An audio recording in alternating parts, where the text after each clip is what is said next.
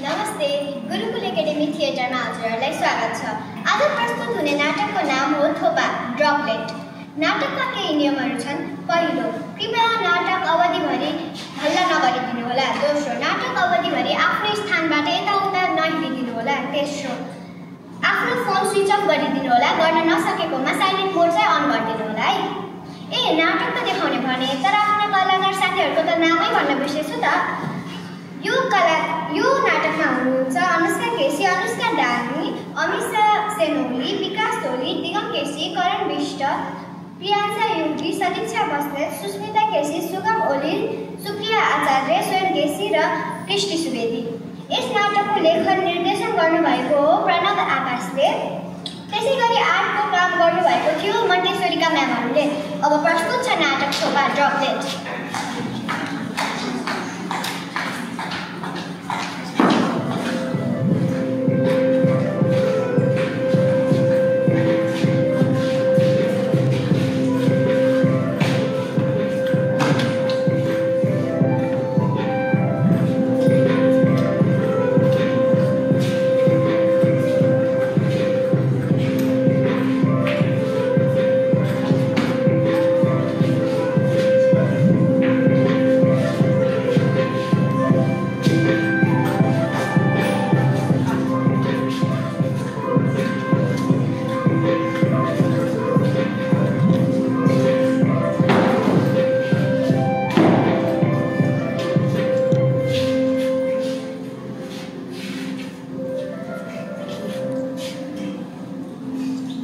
तपाईँको कृपाले खोल्सामा मोल साउँथ्यो, गाउँमा धाराहरू बग्थे, खेतीपाती राम्रो हुन्थ्यो।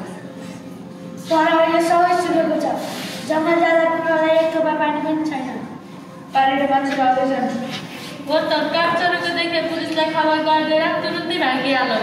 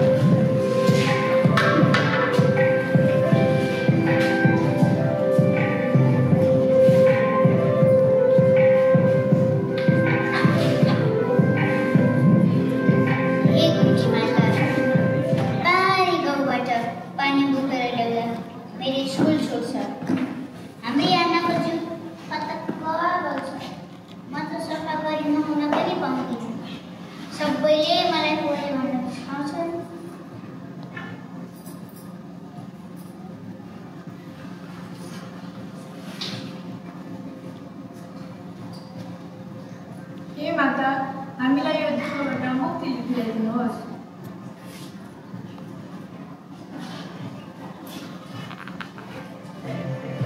हो माता, हाम्रो विश्वास फेरि जगाइदिनुहोस्, हाम्रो गाउँमा फेरि पानी फर्काइदिनुहोस्।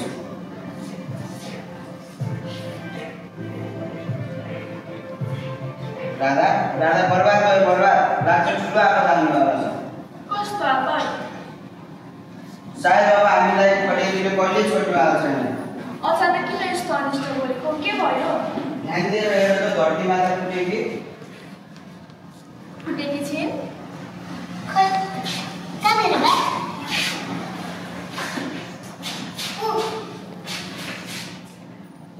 धरती माता रिसाउनु पो जस्तो छ। सारा गाउँले नेटाको बुढा।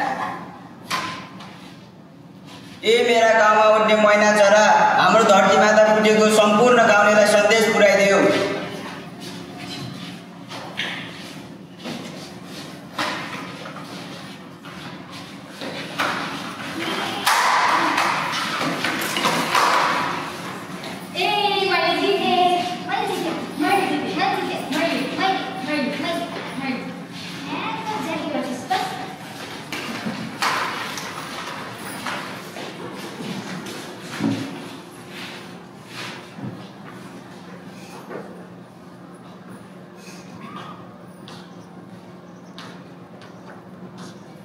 त्यो गान्धी हाम्रो गाउँको करुण आज। यस धरतीमा कर्म बाहेक अमलहरू के नै छ र? कृष्ण दाई कसरी पुगेछ? खै त राजेन्द्र भाइ, हामी आउँदा पुगेको थियो। वर्षैदेखि हाम्रो गाउँमा सुक्खा खर्नी पर्थ्यो, पानीको हाहाकार मचिन्थ्यो। सरसफाइ र पिउनको लागि पानी नहुँदा मानिसहरू चल्लाको कुरा चाहिँ मरिरहेका हुन्थे। कठोरी त्यो कहानी लाग्दैन। यसबाट बस्न यिनीहरू हजुरबालाई पनि निश्चय गर्नुभएको थियो। के निश्चय हजुरआमा? बाह्र वर्षमा पढेर महान काम गरेर यो घैँटीमाथि एकदम बिताउनु पऱ्यो। कसैले नाचे, कसैले गीत गाए, कसैले कला देखाए, तर उहाँले एक्लैले यो गाउँभरि 20,000 रुख रोप्नुभयो र प्रथम हुनुभयो, जुन आज जङ्गल बनेको छ। OMG, 20,000 trees! पैसिले हेर्दा भन्दा 20,000 मा कतिवटा जिरो छ? तीनवटा। आइला 5वटा जिरो छ। तैँले नि आफू थाहा, कहिले स्कुल गएको थाहा भयो, 4वटा जिरो हुन्छ। दादा कसले बोल्नु भने बिचाउने? बोल्छु त, के गर्छस् तँलाई? छोरी पनि नचल, मेरो त हाम्रो हजुरबा त खासै बुद्धि भएको मान्छे होइन नि क्या हजुरआमा? सही हो से। त्यही त, गाडीलाई को ल्याउनु भयो? जाडो बुझ्ने। ननसेन्स। यो साधारण माटो घैँटी होइन, 12 वर्ष मकर मेलामा शक्ति भएर ल्याएको घैँटी हो, जुन पानीको प्रवेश छ। पानी हो? हो, पानी हो। जसरी हाम्रो घरमा पिउनको लागि पानी जम्मा हुन्छ, त्यसरी यो गाडीमा सारा गाउँको लागि पानी जम्मा हुन्छ रे भन्ने विश्वास छ। अर्थात् जसले यो गाडी, जसले यो घैँटी देख्छ, उसको गाउँमा कहिल्यै खाली पर्दैन। ए घैँटी माता गाउँ ड्रेसी कहिले खडेर परेन हो? हो, घैँटी माता गाउँ भित्रिएपछि कहिले खड्की परेन। हाम्रो खोलाहरू गाड नछायो, हामी रोगहरूबाट मुक्त हुन थाल्यौँ। घैँटी माता अनि हामीले बाटोमा हिँड्दा डुल्दा घैँटी मातालाई फुल चढाउन थाल्यौँ, तर हामीले घैँटी मातालाई बचाउन सकेनौँ। हाम्रो सामु फेरि उहिलो फेरि खडेरी आउन आएर घैँटी माता फुटेको कारण पो रहेछ हाम्रो गाउँको मुहानहरू सुकेको, खेतहरू चिरा परेको। हाम्रो बाले रुख रोपेर जङ्गलमा बनाएको भए त झन् एउटा बसमा लाग्ने नगाउँदो रहेछ। अहिले पनि मौसा बस्नु लागेको छ र यस्तो चल्दैन ठाउँ छोडेर। त्यही त, छोराले रुख छानी काटेर बेच्छ सिधाउन जान्छ कि। अस्तिले च्याउकोमा जङ्गल छिरेको थिएँ, ठुला रुखहरू ढालेको देखेर म त दङ्ग भएँ। यही रुख मासेर हाम्रो माटो सुकेको रहेछ क्या हो? हो, अनिष्ट सुरु भइसक्यो। अब हाम्रो खेतहरू सुकेर चिरा पर्नेछन्। हामी काका व्याकुल भएर मर्नेछौँ, सबैजना मर्नेछौँ। मर्नेछौ? सबैजना मर्नेछौ हजुरआमा? नानी माथि जाने मर्न जान्न। आमा, सुसाइड गर्न भन्छु। बाबा, आमा, यस अनिष्टबाट बच्न के गर्न सक्नुहुन्छ? हजुरबाले जस्तै कुनै महान कार्य गर्ने, जसले गर्दा सारा जगतको भलो होस्। तर कसले गर्दा? सबैलाई चोरी फटाइ गर्न ठिक्क छ। म भन्छु हजुरआमा, हाम्रो गाउँको नामले प्रतिभालाई मेन नामले प्रतिभामै प्रतिभा देखाएर हामीले गरेर अनिष्टबाट बचाउँछु। म पनि बताउँछु। म पनि।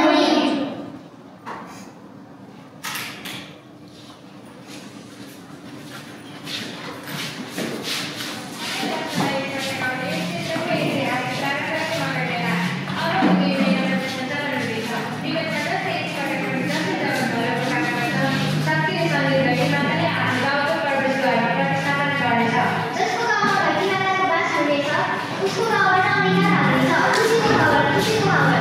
12 वर्षमा एकपल्ट गाउँले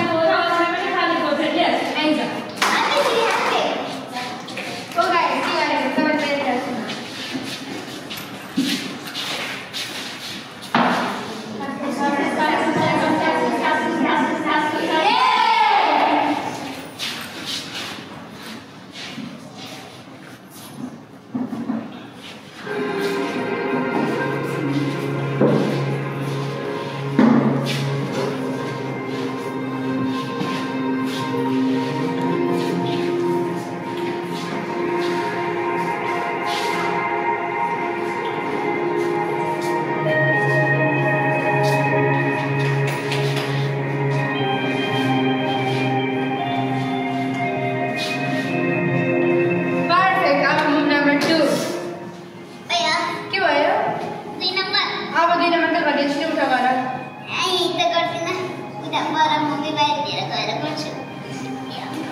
यसको 2 नम्बर यस्तो परेछ कन्टिन्यू काम गएको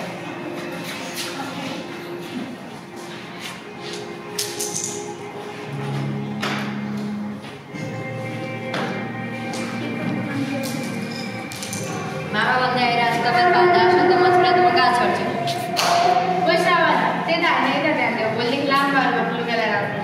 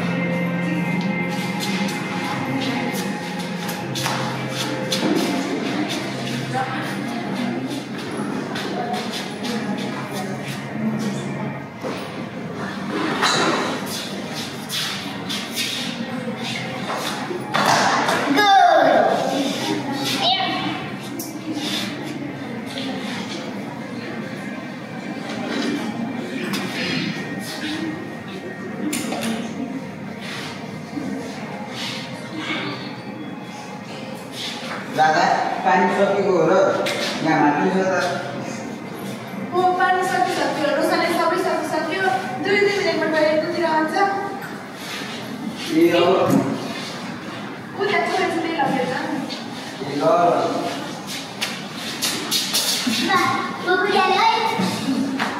अरे अब म कहाँ जाने होला त कहाँ जानु यी पानीहरू बोकेर जङ्गलतिर जान्छु त्यो पानी पनि लिएर आउँछु चढ्ने पनि ल ल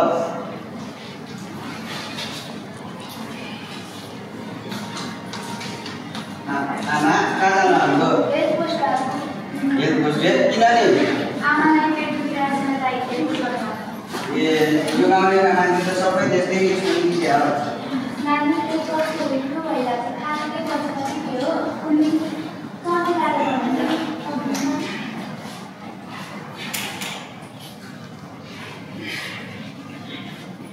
राजेन्द्र भाइ राजेन्द्र भाइ कता आउनुहुन्छ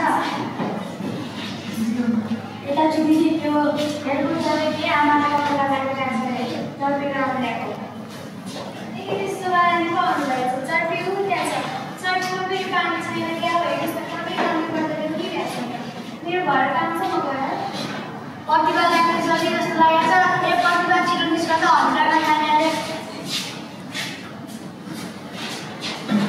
हाम्रो घरमा मान्छेहरू होला टाइम गाउँमा नै घर पढ्न थियो नभए सरसल्ली गएर डाक्टर डाक्टर गएर ल्याउँछु नि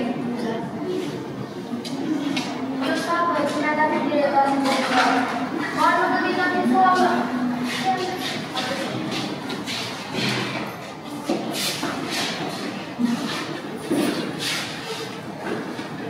हामीले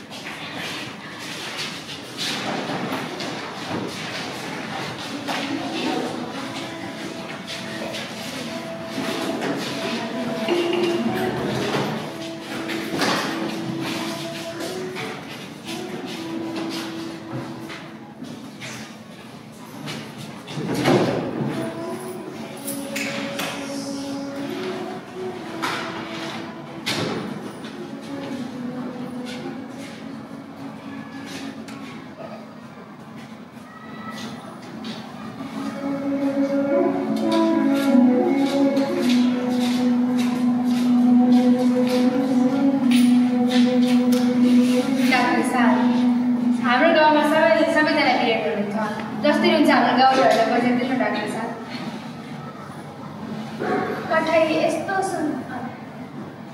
यस्तो सुन्दर गाउँ। ल ठिक छ, म यहाँहरू उपचार गर्न सक्ने कोसिस गर्नेछु।